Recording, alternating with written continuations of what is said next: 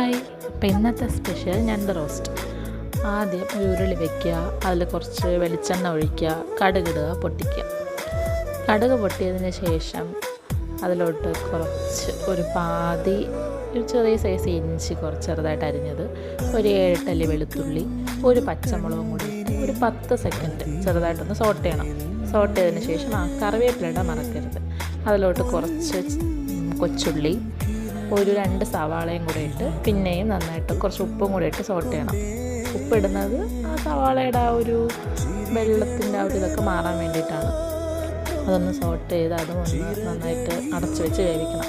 നന്നായിട്ട് ബ്രൗൺ കളറൊന്നും ആവണ്ട, ചെറുതായിട്ടൊന്ന് വെന്ത് കിട്ടിയാൽ മാത്രം മതി. പക്ഷേ ഞാൻ മറന്നുപോയതല്ല, ഞാൻ ഒന്ന് സിമ്മിലിടുന്നതിന് പകരം ഗ്യാസ് ഒന്ന് കൂട്ടി വെച്ച്. അപ്പോൾ സവോളയുടെ അവസ്ഥ ഇതാണ്. പക്ഷെ കുഴപ്പമില്ല. ഒരു തക്കാളിയും കൂടെ ഇട്ട് പിന്നെ ഒന്ന് നന്നായിട്ടൊന്ന് സോട്ട് ചെയ്തെടുത്തതിന് ശേഷം നമുക്ക് പൊടികളിടേണ്ട ആവശ്യമുണ്ട്. വളരെ കുറച്ച് പൊടികൾ മാത്രമേ ഇതിലോട്ട് യൂസ് ചെയ്യുന്നുള്ളൂ. കുറച്ച് മുളക് പൊടി, ആവശ്യത്തിന് നമ്മളുടെ എരിവിനനുസരിച്ച്. എൻ്റെ വീട്ടിൽ എല്ലാവരും കുറച്ച് എരിവൊക്കെ വേണം. അപ്പോൾ ഞാനൊരു 1.5 സ്പൂൺ മുളക് പൊടി ഇട്ടു. കുറച്ച് ഗരം മസാല, വീട്ടിൽ തന്നെ പൊടിച്ച ഗരം മസാലയാണ്. പിന്നെ മഞ്ഞൾപ്പൊടി ഇട്ടു. അതിൻ്റെ വീഡിയോ എടുക്കാൻ മറന്നുപോയി. എന്നിട്ട് നന്നായിട്ടൊന്ന് സോട്ട് ചെയ്യണം. അതിൻ്റെ ആ പൊടിയുടെ ആ ഒരു പച്ചപ്പൊക്കെ ഒന്ന് മാറിക്കിട്ടിയതിന് ശേഷം അതിലോട്ട് ഞണ്ടിടുക, അഥവാ ക്രാബ് ഇട്ട് ഒന്ന് വഴറ്റിയെടുക്കണം. അത് വഴറ്റിയെടുത്തതിന് ശേഷം ഒന്ന് അടച്ച് വെച്ച് വേവിക്കണം. ഇതിൻ്റെ വേവെന്ന് പറയുന്നത് കുറച്ച് നേരം എടുക്കും. എന്നിട്ട് ഒരു പാതി നാരങ്ങയും കൂടെ പിഴിഞ്ഞൊഴിക്കണം. ഞാൻ അത് മറന്നുപോയി. പിന്നെ അടച്ച് വെച്ചതിന് ശേഷം ഒന്നും കൂടെ തുറന്നെടുത്ത് ഒഴിച്ചിട്ട് പിന്നെ അത് അടച്ച് വെച്ച് വേവിച്ച് ഒരു 6-7 മിനിറ്റ് വേവിച്ചതിന് ശേഷം എടുക്കുമ്പോൾ ഇതാണ് ഞണ്ടിൻ്റെ അവസ്ഥ. അതിൻ്റെ കളറൊക്കെ കുറച്ചായിട്ട് മാറി ഒരു വെന്ത് വരുന്നൊരു കളറായിട്ടുണ്ട്. ഇനി ഇതിലോട്ട് നമുക്ക് കുറച്ച് ചൂടുവെള്ളം ഒഴിക്കണം. ഒരു 1/2 കപ്പ് ചൂടുവെള്ളം ഇതിലോട്ട് ഒഴിച്ചു കൊടുക്കണം.